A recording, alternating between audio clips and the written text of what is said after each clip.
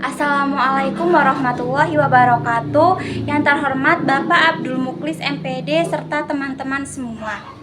Perkenalkan, kami dari kelompok 7 yang pada kesempatan ini akan mempresentasikan materi tentang media pembelajaran pada mata kuliah pembelajaran apresiasi sastra. Anggota kelompok kami terdiri dari yang pertama Mohadian Maulana dengan NIM belakangnya 04 yang akan membahas prinsip penyusunan media pembelajaran. Lalu saya sendiri Widya Uji Rahmawati dengan NIM belakangnya 30 sebagai moderator sekaligus yang akan membahas definisi media pembelajaran. Lalu Meka Adelia dengan NIM belakangnya 37 yang akan membahas langkah-langkah penyusunan media pembelajaran. Lalu Nur Fatihatul Jannah dengan NIM belakangnya 40 yang akan membahas manfaat media pembelajaran. Lalu Maisyaro dengan NIM belakangnya 47 yang akan membahas kriteria penyusunan media pembelajaran.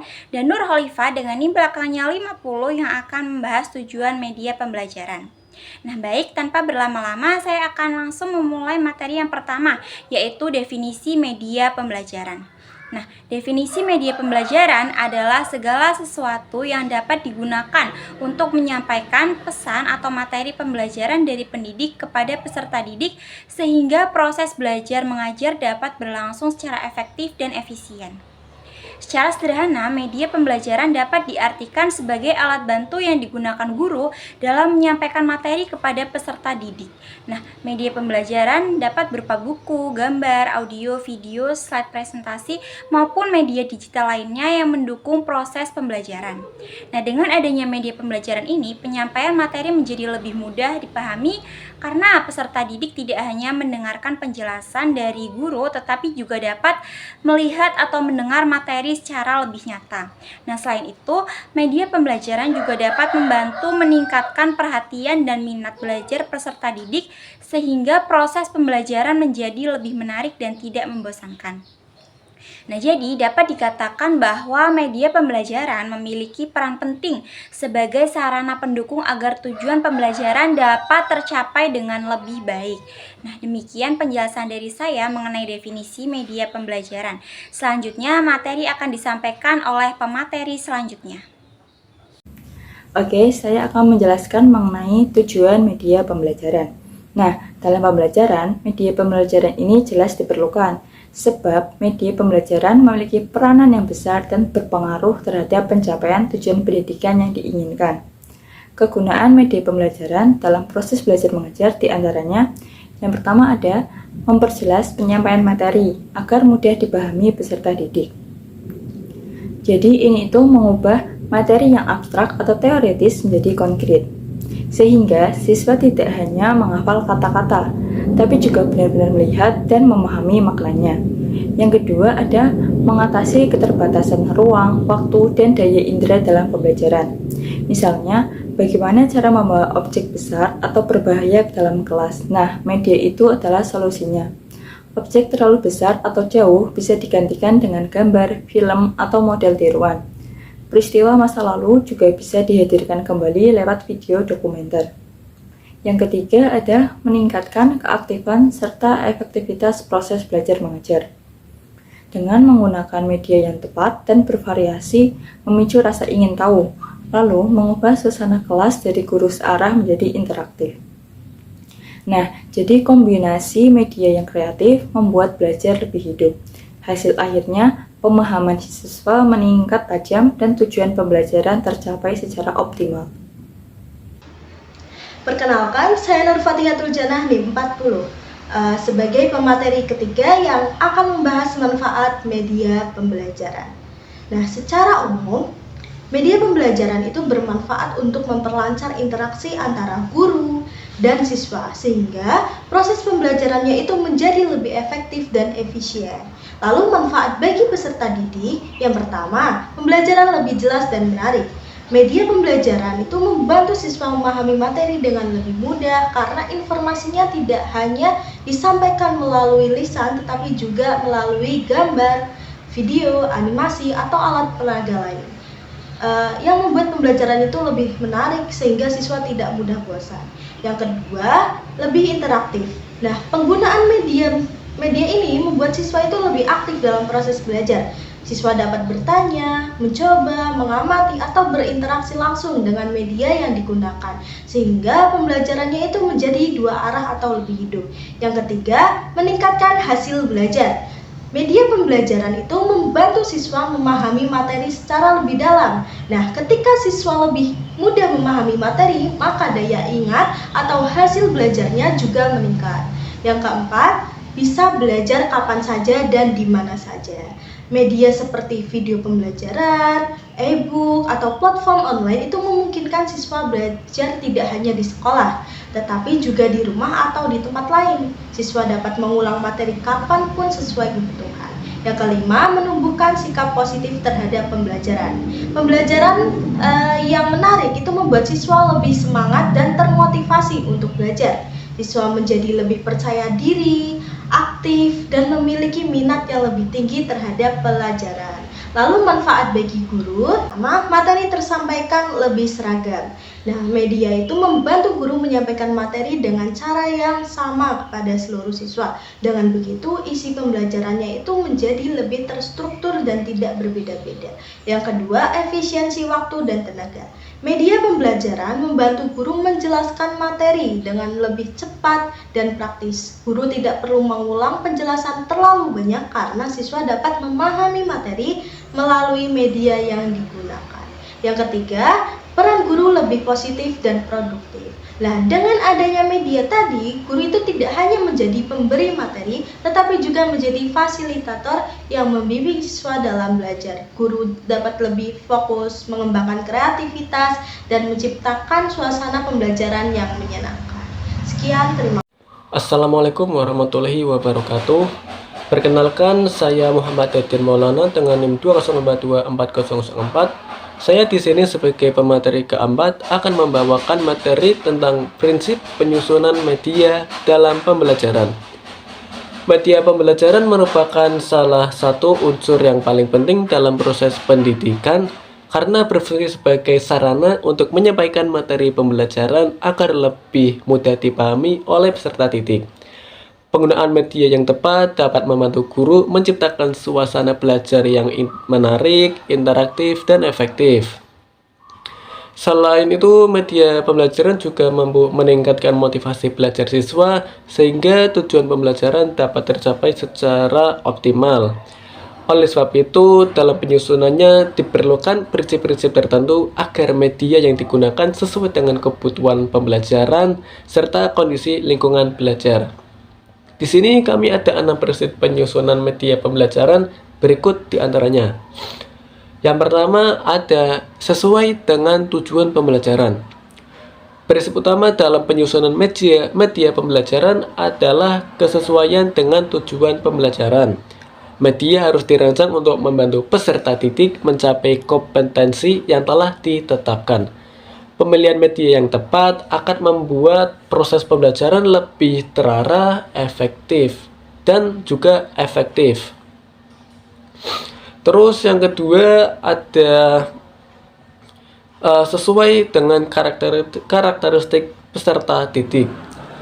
Media pembelajaran perlu disesuaikan dengan usia, kemampuan, minat, dan juga kebutuhan dari peserta didik. Siswa pada jenjang dasar biasanya lebih tertarik pada media yang berwarna, bergambar, dan interaktif. Dengan menyesuaikan media terhadap karakteristik siswa, proses belajar menjadi lebih mudah dipahami dan mampu meningkatkan keterlibatan siswa dalam pembelajaran. Lalu yang ketiga ada kesesuaian terhadap materi. Isi berita harus sesuai dengan materi pembelajaran dan kurikulum yang telah digunakan. Materi yang disampaikan perlu jelas, benar, sistematis, dan mudah dipahami. Jika media tidak terlalu sesuai dengan materi yang diajarkan, maka siswa dapat mengalami kesalahpahaman dalam menerima informasi pembelajaran. Lalu yang keempat ada menarik dan interaktif. Media pembelajaran yang menarik dapat meningkatkan perhatian dan fokus siswa selama proses belajar. Selain menarik secara visual, media juga perlu memberikan kesempatan kepada siswa untuk aktif berpartisipasi.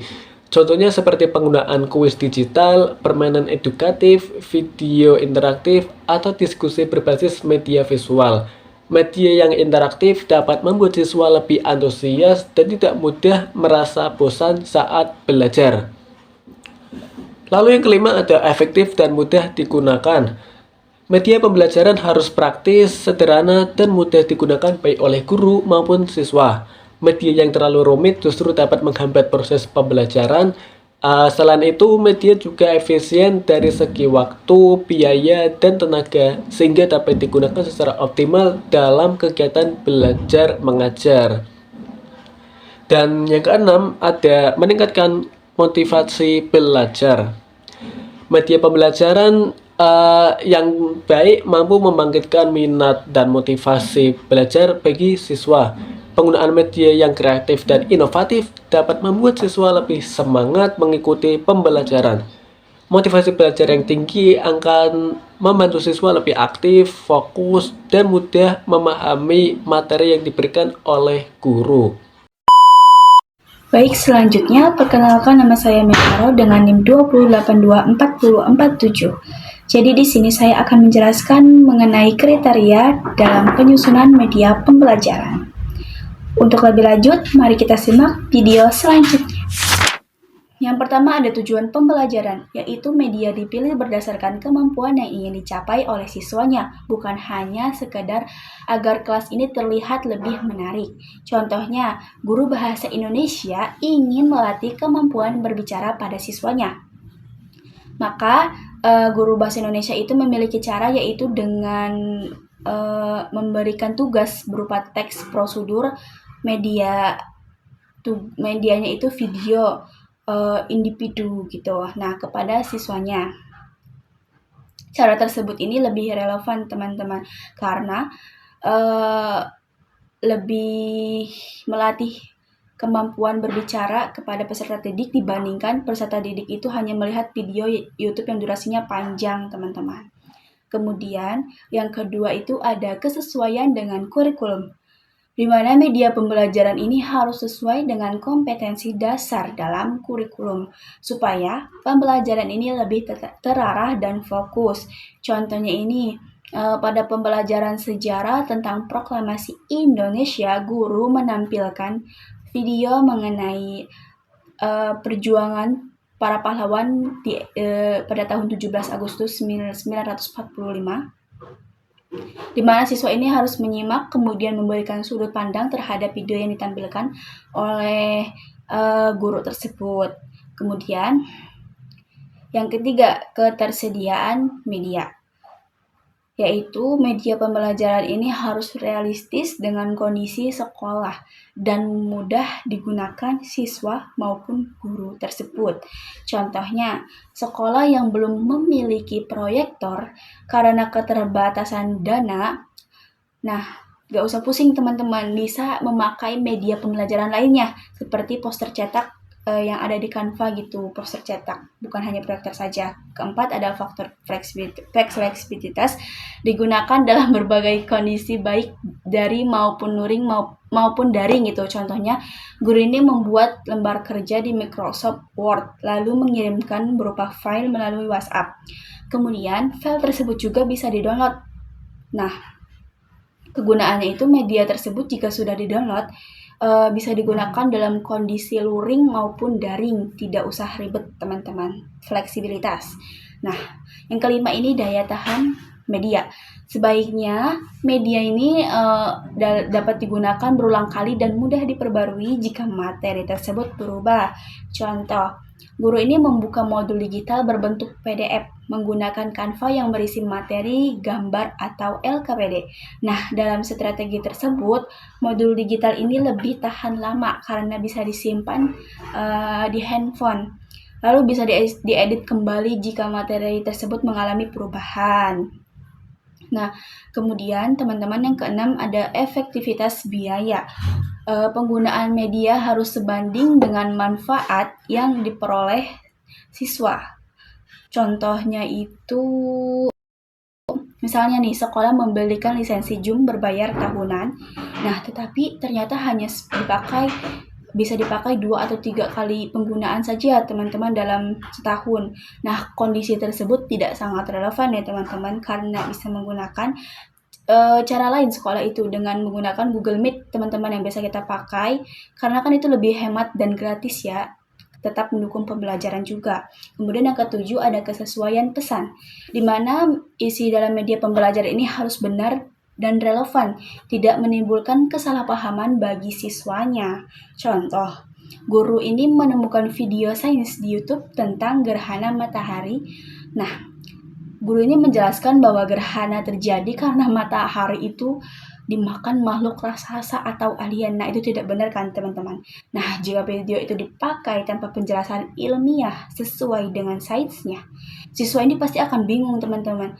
Pasti akan salah paham. Kayak, oh ternyata gini ya, ternyata gini ya. Nah, oleh karena itu, guru ini harus bijak teman-teman dalam memilih video yang menjelaskan gerhana berdasarkan pergerakan bulan, bumi, dan matahari secara ilmiah, agar siswa ini tidak termakan mitos. Seperti itu teman-teman. Oke, baik teman-teman, di sini saya akan menjelaskan tentang langkah penyusunan media pembelajaran. Nah, langkah penyusunan media pembelajaran itu ada beberapa langkah. Yang langkah pertama itu menganalisis capaian pembelajaran atau biasa kita sebut dengan CP. Nah, langkah pertama ini guru itu harus melihat dulu nih capaian pembelajaran atau CP yang ada di kurikulum.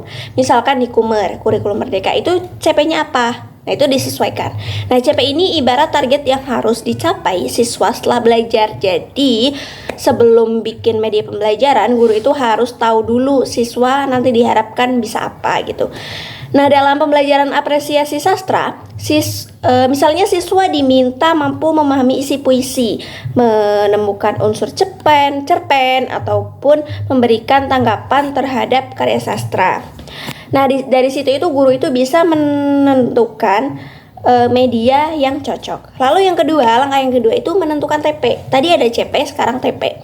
Nah, TP itu tujuan pembelajaran. Setelah CP dipahami, langkah berikutnya itu menentukan tujuan pembelajaran. Tujuan ini itu menjelaskan secara lebih spesifik kepada siswa nantinya itu harus bisa apa setelah belajar menggunakan media tersebut. Misalnya, siswa mampu menjelaskan unsur intrinsik cerpen, lalu ada siswa mampu membaca puisi dengan ekspresi ataupun yang lainnya. Nah, tujuan pembelajaran itu harus sangat jelas supaya guru gampang menentukan isi media dan kegiatan belajarnya. Lalu yang ketiga itu ada memilih jenis media yang sesuai dengan materi tersebut. Misalkan di apresiasi sastra, langkah selanjutnya ini memilih media yang cocok dong pastinya. Nah, tidak semua materi itu cocok memakai media yang sama. Dalam apresiasi sastra misalnya, media harus bisa membuat siswa itu tertarik dan lebih mudah memahami karya sastra. Karena sastra itu bukan cuma dipelajari, tapi juga dirasakan dan dihayati. Nah, media yang digunakan misalnya PowerPoint interaktif, lalu ada video, lalu audio, poster, film pendek, ataupun yang lainnya. Nah, misalnya ya, contohnya kayak pembelajaran puisi cocok memakai audio atau video supaya siswa bisa mendengar intonasi dan suasana puisi. Lalu cerpen itu cocok memakai animasi atau gambar alur cerita. Drama cocok memakai video pementasan, seperti itu. Nah, yang keempat ini ada mendesain tampilan dan isi media pembelajaran. Nah, kalau jenis medianya sudah dipilih, berikutnya guru itu mulai mendesain media tersebut. Di tahap ini tuh guru mengatur tampilan, isi materi, gambar, warna, tulisan, audio, dan lain sebagainya. Nah, tampilan media itu harus menarik supaya siswa tidak bosan, tapi jangan terlalu ramai juga karena bakal bikin susah fokus gitu. Yang perlu diperhatikan misalnya kayak tulisan itu harus jelas, warna nyaman dilihat, terus gambar sesuai materi, dan isi materi jangan terlalu penuh gitu. Lalu yang kelima itu melakukan validasi dan uji coba media. Nah, setelah media selesai dibuat nih, media perlu dicek dulu sebelum digunakan di kelas. Tahap ini tuh disebut validasi dan uji coba. Nah, biasanya media media ini itu dinilai oleh guru, lalu ada dosen atau orang yang paham tentang media pembelajaran. Yang dicek misalnya tuh kayak apakah isi materinya tuh sudah benar, tampilannya sudah bagus, bahasanya mudah dipahami gitu. Nah, contohnya tuh kayak apakah nanti tuh siswa tuh bakal tertarik apa enggak sih? Terus apakah media itu mudah digunakan? Nah gitu. Terus yang keenam itu merevisi media berdasarkan hasil evaluasi. Nah, tadi udah dievaluasi. Itu kalau misalnya ada kekurangan, maka media itu harus diperbaiki atau direvisi. Misalnya tulisan terlalu kecil, warna kurang jelas, video terlalu panjang dan lain sebagainya. Nah, revisi ini tuh dilakukan supaya media jadi lebih nyaman dan lebih efektif aja digunakan oleh siswa. Jadi pembuatan media itu tidak langsung jadi sekali, tapi perlu perbaiki berdasarkan masukan dari hasil evaluasi. Lalu yang ketujuh atau yang terakhir itu mengimplementasikan media dalam proses pembelajaran. Nah, langkah terakhir adalah menggunakan media tersebut dalam pembelajaran di kelas. Di tahap ini guru memakai media untuk membantu menjelaskan materi supaya pembelajaran lebih menarik dan siswa lebih aktif. Contohnya guru memutar video pembacaan puisi, mendengarkan audio cerpen, menonton drama dan lain sebagainya. Jadi lebih mudah gitu siswa dalam memahami materi, lebih tertarik belajar dan lebih aktif dalam pembelajaran berlangsung.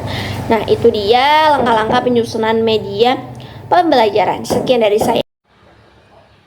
Baik, kesimpulan dari materi yang telah kami sampaikan adalah media pembelajaran memiliki peran yang sangat penting dalam proses belajar mengajar karena dapat membantu penyampaian materi menjadi lebih jelas, menarik, dan mudah dipahami peserta didik. Penggunaan media pembelajaran juga mampu meningkatkan keaktifan, efektivitas, serta efisiensi pembelajaran. Oleh karena itu, penyusunan media pembelajaran perlu memperhatikan tujuan, kriteria, dan langkah-langkah yang tepat agar tujuan pembelajaran dapat tercapai secara optimal. Sekian presentasi dari kelompok kami. Terima kasih. Wassalamualaikum warahmatullahi wabarakatuh.